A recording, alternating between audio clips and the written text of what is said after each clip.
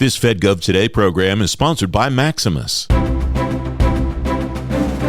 On this edition of FedGov Today with Francis Rose, a dream delayed might not be a dream denied for the TMF. I was hoping, and we'll see if it plays out this way over time, that if we really got the TMF going and proved its success over time, that agencies would say, hey, I can do this with my working capital funds. Former federal CIO Tony Scott on FedGov Today in just a moment.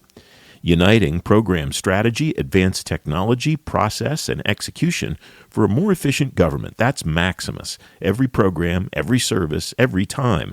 That's innovation forward. Learn more at maximus.com/federal. Today, part 2 of my conversation about the future of the Technology Modernization Fund with 2 former federal CIOs.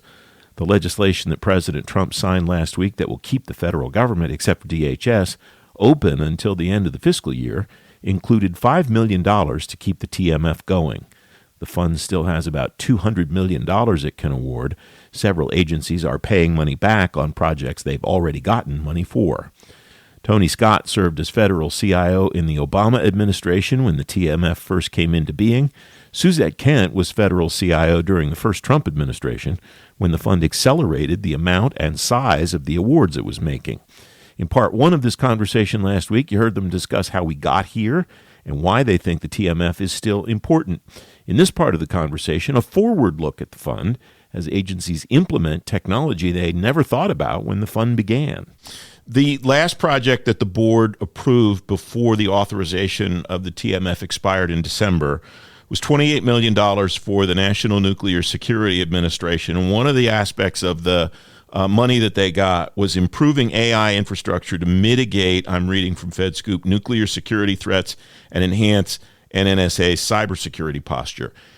TMF was not conceived in the AI era, Tony. Does artificial intelligence and the acquisition and implementation of that technology matter as far as the way the fund evolves, or is it just another technology solution that's now available to agencies that they could conceivably use TMF money for?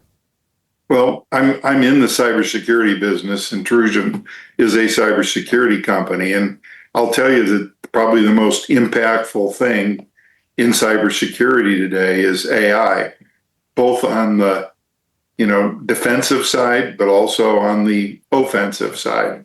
So I think, just like we've talked about before, if you're not modernizing constantly and you're not considering AI now, and especially in the cybersecurity space, you're probably already way behind. And so I think it's a fertile area for new investments that could help improve cybersecurity across the board.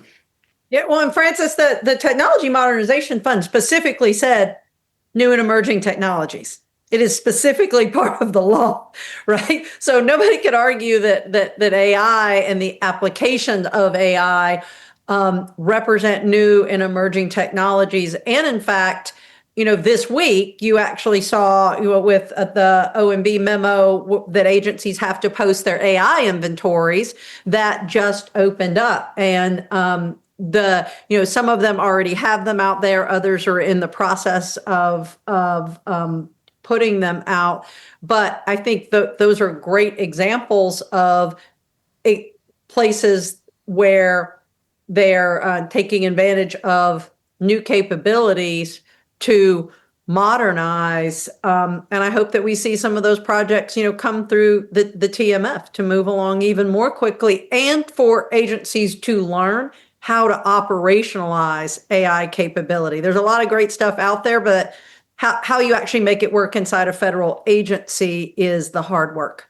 I want to be really clear about something. I mentioned that in the budget bill, there's $5 million for reauthorization of the fund, but there's $200 million still in it available to be used. It just wasn't available to be used when the authorization lapsed. How much of that is reasonable, and this can be either one of you, how much of that is reasonable for an agency to think could go to one project, given that it's been spent down considerably from the $1 billion or so? Because it strikes me that $28 million programs are great, and some of the other ones of varying sizes are also important. There have been some that have been significantly smaller than $28 million, but we've never seen a real big bang with the TMF. And I wonder if that might go some distance towards saying to people in Congress who are hesitant to put money into it, maybe this is something we should put money into. Well, our original estimate was that to fully fund all of the modernization that was necessary was probably closer to $3 billion, not a couple of $100 million. And those were metrics that we developed looking at, what private sector does, the frequency of updating and replacing technology and so on. Now, I never thought we were going to get a full $3 billion, but you got to put a marker out there someplace. And so while I'm pleased that we got a couple of $100 million, I think in the long run, as people see the benefits of this and the approach that's taken, and we do more looking at what really needs to be modernized, I'm afraid the fund is going to have to grow somewhat from where it is today. I'm not sure it's going to be enough to really get us where we want to go, but hopefully it inspires the right kind of thinking and the right, analysis to right size it to an appropriate level. Well, and Francis, maybe I look at this as a little, I don't know really how to answer the question, because I think I actually do think it's a process question, because the real mechanism for driving change should be the federal budget. But the TMF came about because that wasn't fast enough, and in many cases could not contemplate the multi-year money, and it couldn't contemplate how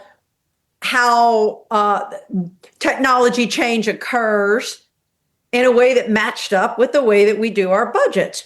So, if one process, didn't have gaps, maybe we wouldn't need another. Until we address that primary mechanism, I don't know how to answer the question. If I know one of the things that we often thought about was less how much money is out there, it's what is the payback coming back in, because agencies that have money now are paying that money back. So that balance that you quoted might be the balance today, but when a major project, finishes its payback schedule, there will be other funds. I think that the group has to continually ask itself, and I know that we did, what's coming in and what does it need? There could be, to Tony's point, there could be a major project. OPM is talking about a major HR transformation that spans all federal agencies. That means every agency has to transition. That means every agency has to do some things. Those are interesting things to think about, kind of coming from a central point, or giving maybe TMF giving people flexibility to go faster or more slowly on something. We saw that work with other things in government where there was a central way to kind of manage some of that.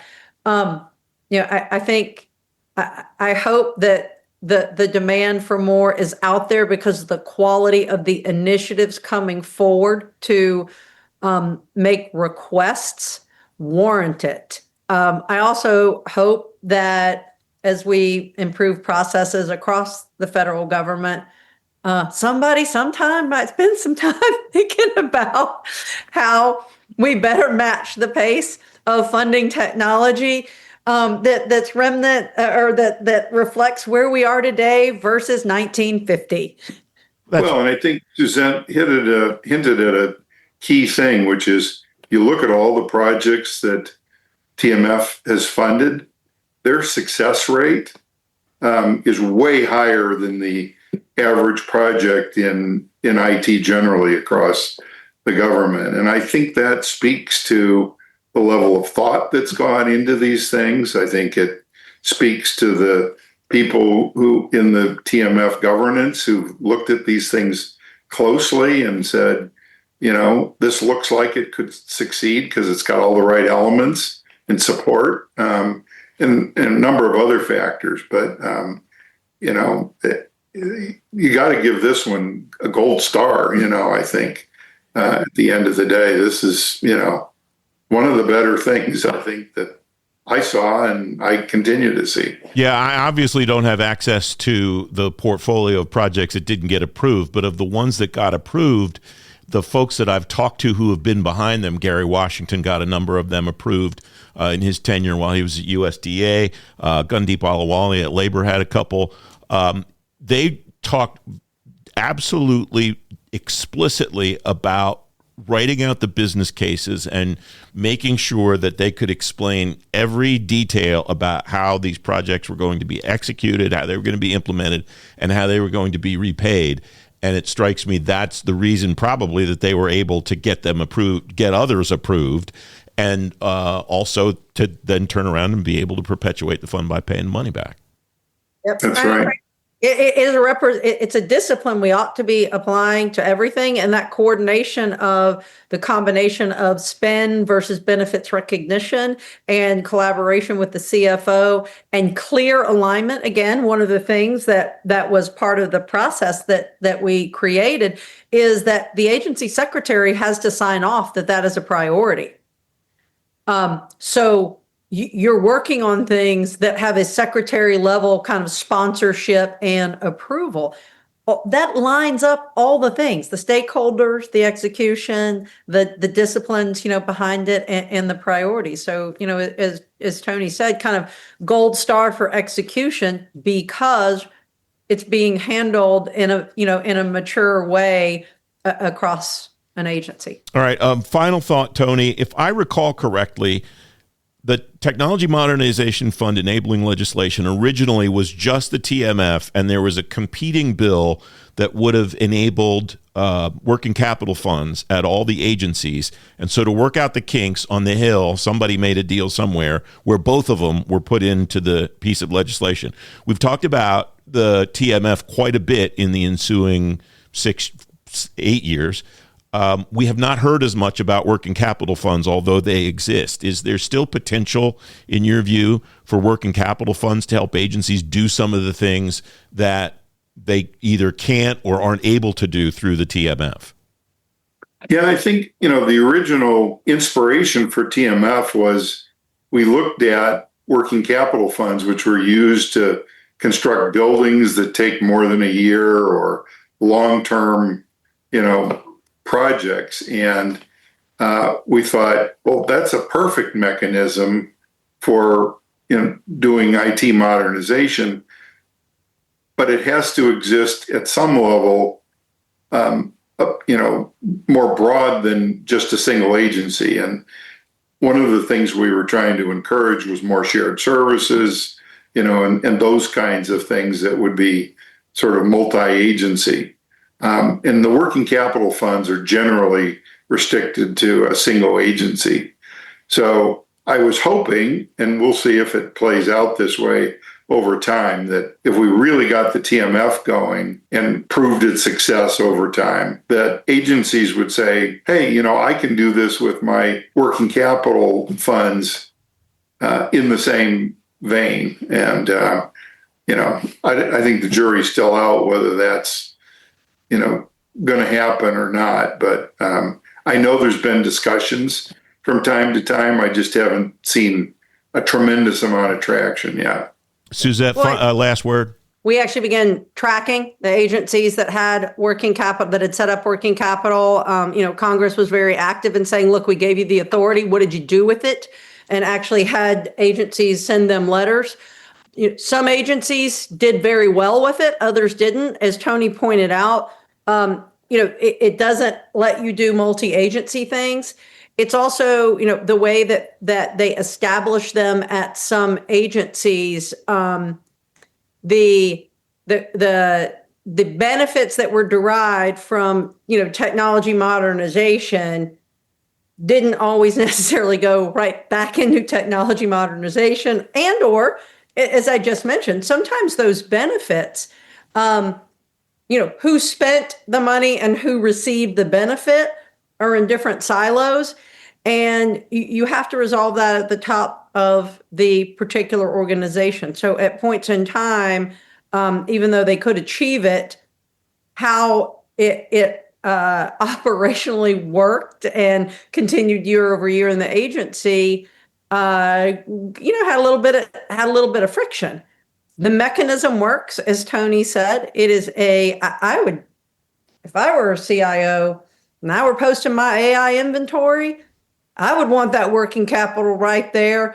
And I'd be writing the business cases so that I understood how much we were saving, so that we could then create that flywheel of the next initiative and the next initiative.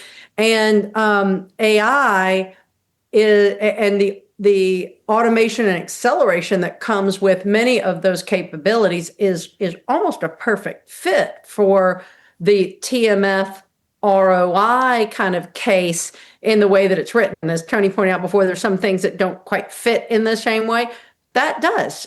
So I'm hoping with the acceleration and the kind of currently they're holding feet to the fire of what can we automate, what can we digitize, what services can we deliver in a digital manner. All of those things have where can we use AI capabilities even to create the new business process, to eliminate data entry, all those things. They're perfect for that business case. And I hope that will encourage agencies to explore their working capital authority if they're not already doing it. It's wonderful to have both of you together on this program. I really appreciate your time today, both of you, and your insights. Thank you, sir. Great talking with you as always. You can read more about re-upping the TMF. You can find a link to the first part of my conversation with Suzette and Tony on today's show page at fedgovtoday.com.